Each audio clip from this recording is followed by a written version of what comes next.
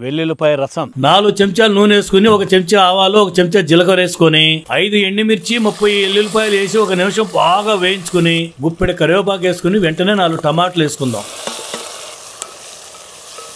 1 చెంచా పసుపు 1 చెంచా ఉప్పు వేసుకుని మెత్తబడే వరకు వేయించుకుందాం.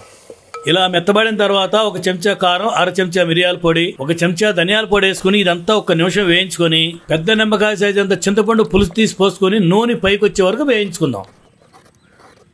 నూనె పైకి వచ్చాక 2 లీటర్ల నీళ్లు పోసుకుని ఉప్పు సరి చేసుకుందాం. ఒక్క పొంగు వచ్చాక కరివేపాకు కొత్తిమీర వేసుకుని బాగా మరగబెట్టుకోవాలి.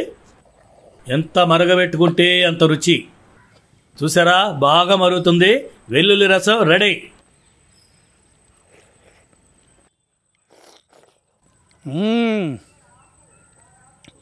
ఈ రకంగా జుర్రుకుంటూ తింటే అబ్బా ఆ రుచే వేరండి.